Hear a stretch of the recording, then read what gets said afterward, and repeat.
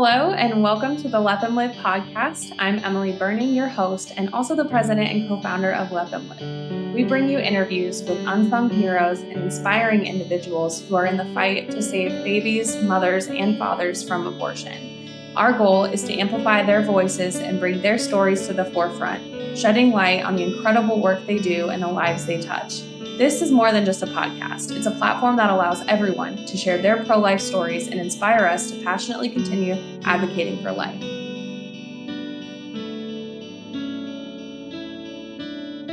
What's up, everyone? I am Emily Burning, and welcome back to another episode of the Let Them Live podcast. As you can see, I've changed locations again, angles. Wanted to get some more baby pictures in there, but I'm super excited to have our next guest. This is actually the second or third time that we've tried this due to technicality issues, which always happens. It's the 21st century. It's bound to happen. But in God's time, for sure. And so I'm really excited to have Dee, who is an amazing donor to Let Them Live. And I know we've had a couple donors on the podcast, but she has just been the most fervent supporter, someone that has just been so vocal in our favor, in the support that we provide for women, and actually someone who has put her beliefs into action, put her money where her mouth is. And that's a really admirable quality for me that I look up to, where we see people that are truly pro-life, that are really wanting to make a difference. And so I'm really excited for Dee to share her story and just talk about how she found Let Them Live and got drawn into what we do. So without further ado, I will stop talking and bring Dee on in here. Hey, Dee, how are you? Hey, Emily. It's so good to see you again. Third time the charm. Yeah. Again, I love it, though. It's great because I feel like you and I could talk just forever. So this gives us the opportunity. It's really nice to see you again. Yeah. Yeah, that's awesome. Well, we can just jump right into it. And I'd love for you to start about your own pro-life personal journey and different moments in your life that led you to be someone that's pro-life, because we all have different stories. And I'd love for you to share just what led you here. Sure. Yeah. And reflecting on this, I've always believed in the sanctity of life. I grew up Catholic with a wonderful supportive family. I've lived in Massachusetts my whole life. I went to college in New Hampshire. But it really wasn't until I had fertility issues that view was challenged and deepened. Motherhood was always something that I felt called to, even from a very young age. And when I was dating my husband, now husband, and we got serious and we're looking at getting married, I made it clear to him that as much as I loved my career, I worked as a biomedical engineer in the medical device industry, that my vocation, my real calling, I knew was to be a mom. And were that to happen, I would devote myself to raising those children. And for me, that meant leaving my career and becoming a stay-at-home mom. So that's how we entered our marriage. And that's how it happened at first. We conceived our son pretty early on. And I assumed that we would be able to conceive and have many more children. But that's not what happened. But being Catholic and being pro-life meant that there was a certain way we needed to handle this struggle. And so we sought out and learned about natural family planning. And right away, it worked for us. And we conceived our daughter. And the pregnancy was really rough. I'm so happy to say she was born healthy and happy, but I was really sick during it, and I stayed sick afterwards. And we didn't really know what was going on. And for about 8 more years, we tried to figure out why I wasn't conceiving. And we surrounded ourselves with some pro-life doctors, and natural family planning showed us that there was something really wacky going on with my uterus. So I ended up being diagnosed with a really nasty case of endometriosis, which I know a lot of your viewers have heard of. And if you haven't, it's where the uterine tissue grows outside of the uterus on other parts of your body. But I also had something called adenomyosis. I don't know if you know what that is, but it's where the uterine tissue grows into the uterine wall and through the uterine wall. Oh, wow. That must be painful. Yeah, doctor said basically my uterus was mush.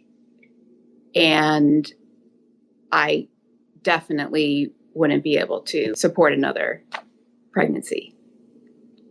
So we prayed about it, and it was really obvious that God had abundantly blessed us with a son and a daughter, and I wasn't mothering them the way God wanted me to because I was so sick. So I had to take a leap of faith and get the hysterectomy, and that's what we ended up doing. And the whole experience just solidified my belief about human life and about pregnancy and conception, that it's not a given, it's a gift from God. And it's not a right, it's a privilege. And I felt a pull in my heart to maybe somehow fill that gap of the desire that I held for years to be a mom to many children.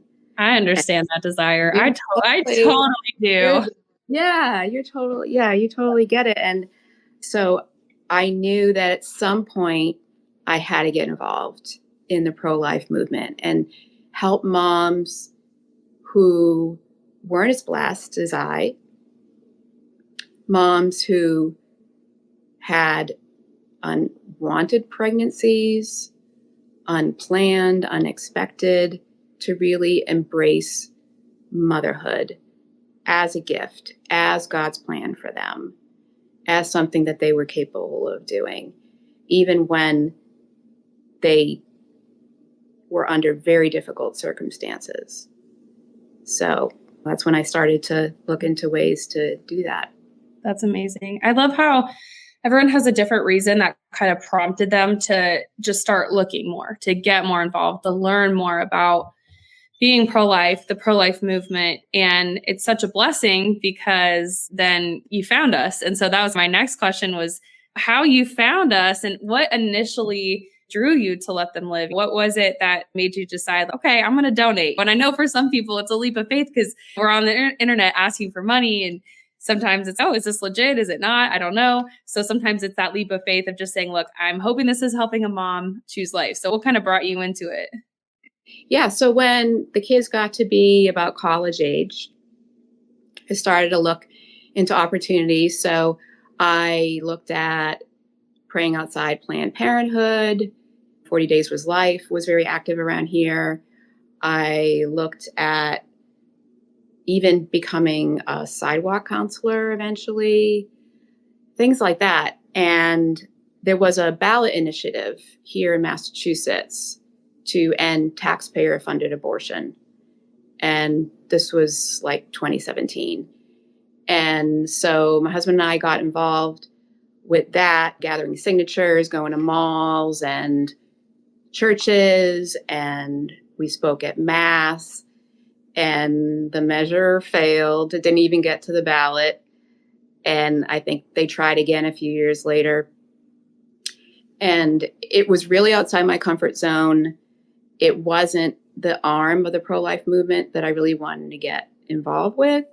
But I understand that too. Our stories are so similar because I feel the same thing. I tried it and I was like, this isn't really what I feel like I'm going to be like doing my best at. Yeah, it was a little too far away from the issue. Yeah. And so I thought, okay, we'll start to look at these other things that I considered. And then all these weird things started to happen in my body. I had these stabbing pains in my legs. I felt numb. I could barely walk or stand. My heart was racing. My brain was foggy. I had all this bone pain. And it took several more years and I don't know how many dozens of doctors and specialists later, during which we ruled out all kinds of other diseases, to find out that I had chronic Lyme disease. And I still do. And when we finally got the diagnosis, I was relieved because you could put a label on it, right? And as an engineer, very logical. So I'm like, okay, this is what I have. I have a medical background. This is what we're going to do. And little did I know how debilitating and frustrating finding treatment and relieving my symptoms would be. And I was angry with God and I was confused because why would he put this, and you guys get this, why would he put this desire on my heart? Oh, yeah. And then close all these doors. But it's his time, not our time, that matters. And that's when I found you guys. Or you guys found me, is how I like to talk about it. Because I know exactly how I found you. It was a February 2017, and I was laid up on the couch, as usual. Turned on the TV, and I remember CPAC in Florida was taking place, and I turned it on, and I found the Prolife panel, and there you were. Yeah, there it was. Yeah, your hair was like straight, and it like had some color. I had like pink. I remember I like dyed it pink. Yeah. Yeah, you're edgy now. And I knew a few of the other panelists, but I didn't know you. And when you started talking, I think I maybe even sat up, which I could barely do. And I said, look at this. She's young, yet so passionate, so articulate. And you explained the mission to let them live. Yeah. You said 73% of abortions happen because of financial reasons. I'm like, what? Can that really be true? And also, can it really be true that in many of these cases, throwing money at the problem can solve the problem? So I checked you guys out. And I was really cautious. I get that. You were online. So yeah. I had my kids show me how to join Instagram and open up an account. I was born in the late 60s. I don't know what this stuff is. And I cautiously started to donate. So one mom at a time. And I think her name, we were calling her Lucy. And I donated a little bit and I waited and I followed and saw she chose life. Got a handwritten thank you card in the mail. I think these people are legit. This might be legit. Okay. Yeah. So we donated again, and not to belabor the point, but you had me. You had me at hello. Well, no, keep doing it because that's the point. People just donate again and donate again and donate. Yeah, donate again, donate again. It's kind of it's like Nathan and I have done the same thing where we become obsessed with helping moms, like where you're like, oh, I can do that. I can donate. I can do more babies. Awesome. More moms. Oh, that mom got a job. Great. She got into it becomes something that you like want to do more of. Yeah, that's definitely true. It's addictive. And now after a while of just donating one mom at a time, Tom and I sat down and I said, look, we need to shift around some of our charitable contributions because this is the way I really feel God is leading us. So we joined the Heartbeat Club, which, by the way, viewers, I highly recommend. It's, for those of you who don't know, it's their monthly donor club. And I think it's only $25 a month minimum to join. And you can go up from there. And what helps you guys is knowing up front that you have these funds coming in. And I imagine that's huge for you, right? Because you can Yeah. allocate resources and say yes to moms, knowing that you can count on. No, the money is in the bank account. There's so many, maybe even more so than other nonprofits, simply because of the nature of our work. We've got our operating expenses and things like that, and the cost to run ads and all that. But it's like donations come in and they go right back out because we're paying bills for moms. It's like the money is put into action for sure. And so the confidence that I have, I can tell you, it helps my own stress level when we have money in our bank account, so that I know these moms are going to be taken care of. And the Heartbeat Club does that. That's great. Yeah. And there's all the other perks.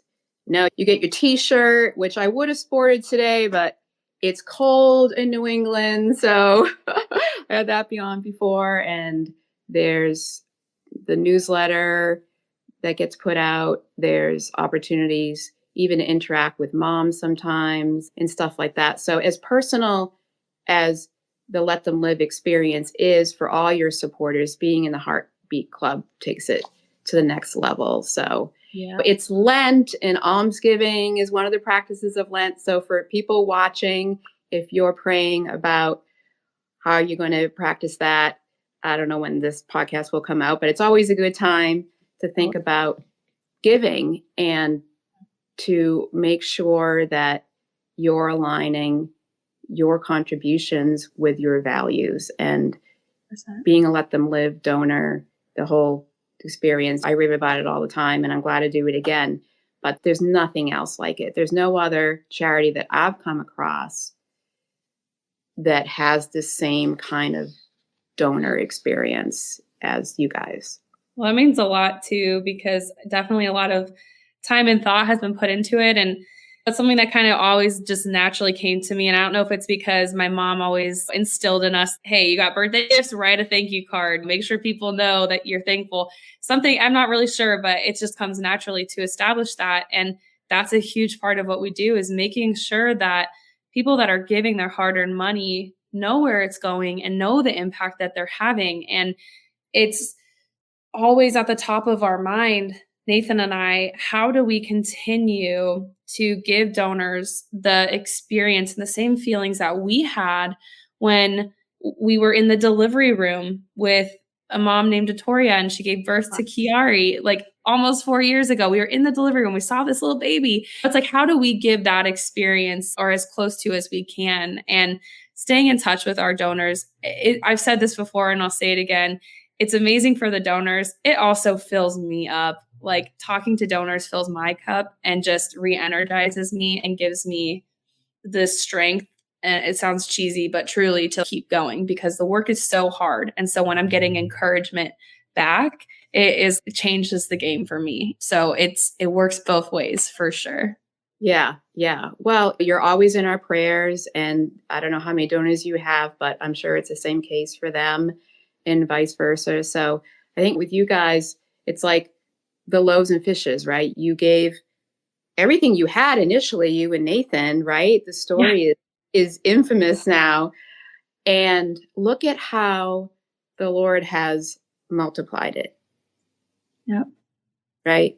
Yep. And I don't see any end to that. And it allows us that are just sitting here at home. And for me, my life has become pretty isolated, pretty confined, like physically, but I feel the effect loving these moms has had on their families. And again, being a Let Them Live donor it's so awesome. It's unparalleled. I just can't say enough about it. And I don't have a very big social media sphere of influence. So hopefully people listening can, like I said, consider it, pray about it, and just do it. Start, if you're cautious like I was, start with the one mom and hold on to your hats because it's gonna be a great ride. Get ready for the ride. That's how I feel too. And I tell people, like, I told God, yeah, okay, God, use me how you want. Well, when you say that, you better get ready because he's going to do some crazy stuff. And we're very happy to have you as a donor. And something else that kind of leads into my next question is just something that maybe also sets us apart is I really love listening to our donors. I love hearing suggestions. I love hearing what they hope for in the future. And so my question is, like, looking ahead, what are your hopes for Let Them Live and the impact that we're going to make? Yeah, I thought about this and I think what you're doing is working so well. And one of the things that sets you apart as a pro-life organization that has really helped me grow in compassion and understanding is the way you focus on the mom. Not that the baby isn't important. Of course, ultimately, that is the life that we're saving. But the way you guys work with your weekly fundraisers that you post online is you help us understand why the mom is considering abortion. And I never really gave that any thought. And I honestly didn't put much value into understanding the reasons. I'm like, nope, it's wrong. And that's I it. didn't either until that first mom that we helped. I had never even considered asking, like, why is she going into that abortion clinic? Right, right. And I've had my eyes open to the situation some of these moms are in. They're serious and they're tragic. And you see how fear has gripped them. And we all deal with that to some extent.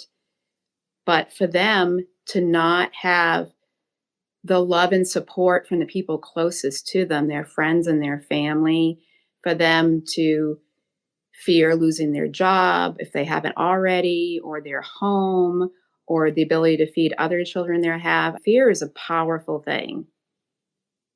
It's not of God, but it's very powerful. So you guys combat it with love and tangible support.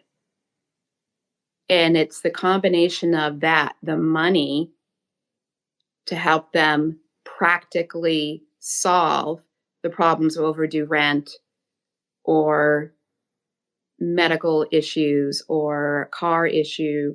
That's one thing, but their hearts have to be changed to dispel that fear and let that love in. And 100%. that makes all the difference. And it's really helped me be much more compassionate and grateful for my situations. And I don't see other organizations being so intimately involved and open and sharing with your social media followers the details of a mom's situation. Right. It's important to show, and even when it's not the news that we want to hear, if a mom ends up having an abortion, for example, like, that's something that we share because it's just the reality of what we're dealing with. And I'll just echo what you said, Let Them Live. What it's become, yes, it started with Nathan and I, but it's become something so much bigger, and it has taught me so much. I am definitely a different person because of Let Them Live. I'm more compassionate about women. I'm more understanding of the situations that they're in as well. And I've felt that over the last 5 years. I could see a change in myself, and I know that we'll continue to do that. And that's the thing. We're 5 years old and we're finally hitting our stride. But I always tell people, if there's two things that you can expect from us, we're always going to make mistakes. That's just who we're people, but we're always going to learn from them. We're always trying to learn to be the best that we can for moms so that we can keep reaching them and be more compassionate and more understanding as well. Yeah. Yeah. And you guys you're very transparent. There's a lot of questions and criticisms that you get online. And I think you've always handled them very honestly, and you've invited anyone to reach out further to you if they have any more questions. You obviously value our donations, and that's important as well. And I said, if you keep doing that, unfortunately, there will likely be a lot more moms to serve. Someday I hope there isn't a Let Them Live. I hope that too. I always tell people I'd love to be put out of a job. Like that would be the best thing ever. It's a weird thing. I love what I do, but I don't love that I have to do it. But I also I don't know. It's a weird thing. Yeah. But you guys you're the hands of God. I was happy to see you guys declare yourself a Christian organization. I hope that's been a positive change for you. Positive. Yeah, I think it reaches out to a lot of like-minded people, but it also just, like I said, you guys are doing God's work, and it's faith in action. And I don't know, without my faith, my Catholic faith, how I would have gotten through the things I've gotten through, and how I would go through the ones that are waiting me in the future. Yeah. Building up Let Them Live, starting Let Them Live, the whole process, it would have broken me if I didn't have faith. It would have crushed me. So I completely understand that. And I could not have asked for a better interview, Dee, and just such a wonderful conversation about Let Them Live and sharing thoughts, because I think that it'll just give people even more confidence to donate or just look into Let Them Live, knowing from someone who has been supporting us for years now, and you've seen the ins and outs. And I just couldn't have asked for a better person to have done this. And I'm just truly grateful. And I wanted to see if there's anything else that you wanted to add before I closed this up. Oh, I have to thank you. I'm so humbled. I still don't quite get why you asked me, but if there is anything that I said during this that could change someone's heart or mind, it was well worth me going out of my comfort zone a little bit. So you can count on our continued support. And as I heal, which is hopefully God's will, I know it's my will. Yeah. I'll certainly be sporting my Heartbeat Club stuff in town and in my travels and stuff like that. I hope to get well enough to do some traveling this year, to see my kids, especially. They're in Colorado now. So got to get out there.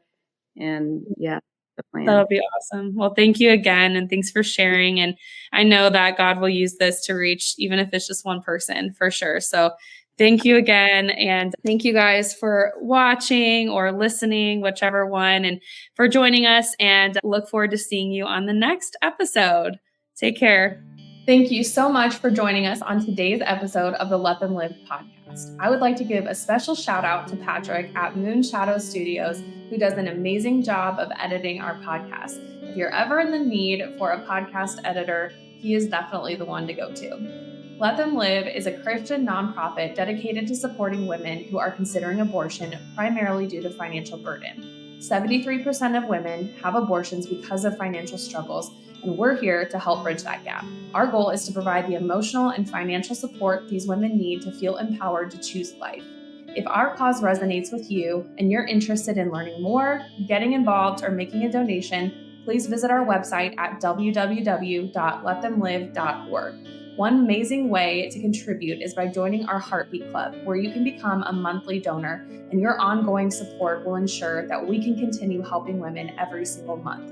You can also follow us on social media to stay up to date with all the amazing stories and ways that you can be part of our mission. You can also find me on Instagram at Emily Burning. Thank you again for listening, and please join us for more upcoming inspiring stories and conversations.